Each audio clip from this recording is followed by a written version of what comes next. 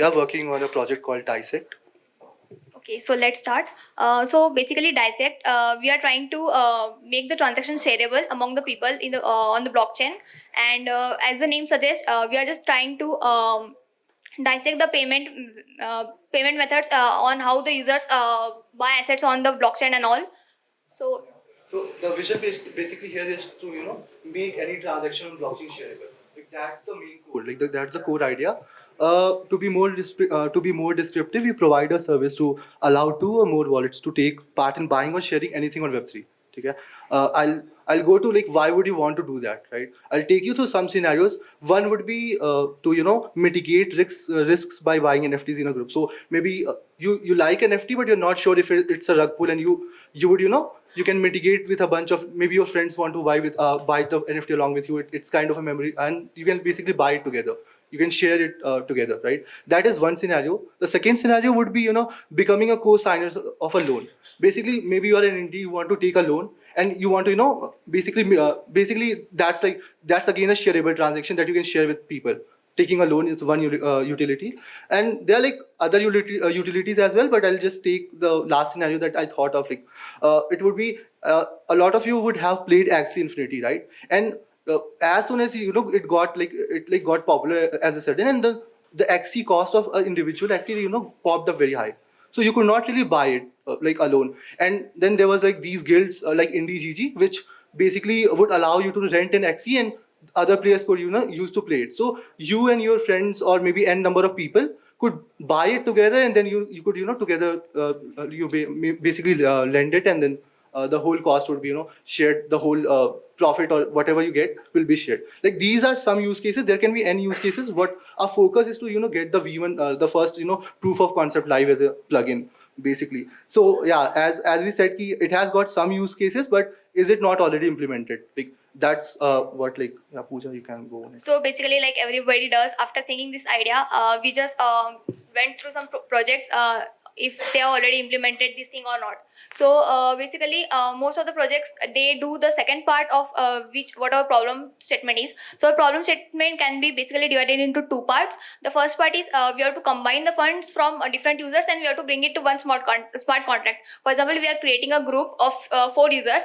So the 4 users, and if they have to buy an asset like an NFT, so the funds from all 4 users must go to a smart contract before, and from that smart contract, the smart contract will use the funds to buy that NFT or asset, and the ownership will be with smart contract. That means it is divided among all the users.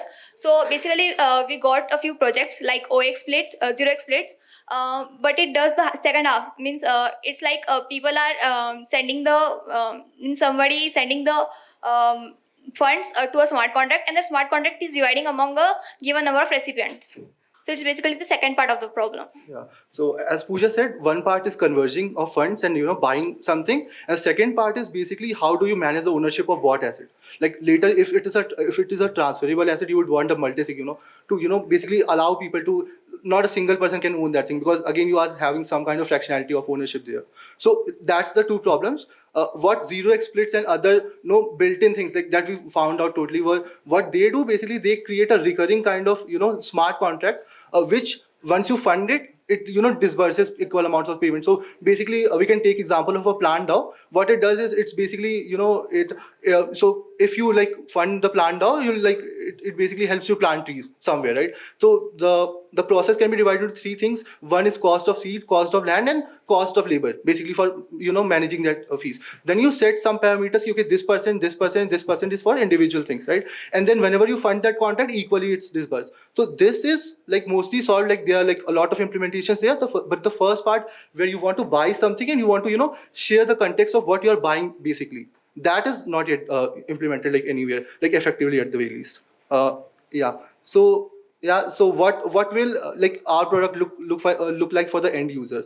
So yeah, we'll have, so at any site you would have seen a connect to MetaMask button, and then I'll just fast forward. So and similarly we'll have a share with Disect button. It will be basically a plugin that you can import in any payment section, basically any payment method, and if you use it, there will be a bill splitter kind of thing. Basically it will open up, you'll share the contract addresses. We are thinking of using something like Morales or maybe GunDB. to basically import user profiles that you already share something with, and then basically you can just like start. It will create a multisig for you, and then yeah, basically that's how it all like happens. Yeah, I think we're out of time. So thank you. Any questions? Yeah. Sorry, could you just go back to the previous slide? This one. No, the one which had the 2-3 pointers. Just reading that. This one. Changing Yeah. diameter. Okay, so gas fee, you are like working on the Basically, way of sharing. so it. I'll just take you through this slide. I'll take some time, but I'll explain what's the progress here. Yeah, that'll just make the flow very real. So basically, what we have done is we have like taken Genesis ka SDK, which you can use to create multisig wallets. Now the second integration that we are doing is basically Bioeconomy. Bioeconomy allows you to give gasless transactions. So what we're trying to do is we'll do the signatures. So there's something called BLS signatures, and like basically you can, and there's a IP also, so you can get transactions off chain, signed off chain, and then only a single batch transaction sent to the blockchain to minimize the risk. The main problem, the main problem here is the interesting part to solve is basically how do you mitigate the gas fees, because if the gas fees, there are 4 people involved, they're paying for the gas fees alone, and then the transaction to actually buy that asset again has gas fees, and how do you split that gas fees? Like that's the interesting part that we are trying to solve, and I think that will be able. We have a POC which does it using meta transactions basically. So that's like our main play. Got it. So the last one who basically signs it will have to pay the gas fee right now, like just as it happens in Gnosis. Right now, yes. The last one will have to. Oh, very clear. I think sort of the problem statement also that you guys have picked up is quite interesting. It's also very horizontal across DeFi, NFTs. So super interesting, I think. I just wanted to ask that we have one more thought regarding how to tackle the gas fees and all. So we can do one thing that the participants of the group, they can they can send a particular given amount of gas fees to the smart contract at the first, and then that fees would be stored with the smart contract, and the smart contract will use that fees to for the transactions, and the remaining fees would be again stored in the smart contract. If the group has to perform any other transactions in future, they can use that fees. So this would basically reduce the number of transactions and the gas fees. Yeah. Basically, you have the account, self like do the meta transaction. So basically, on the relay layer, you have the smart contract paying for you. Yeah, gas is fine.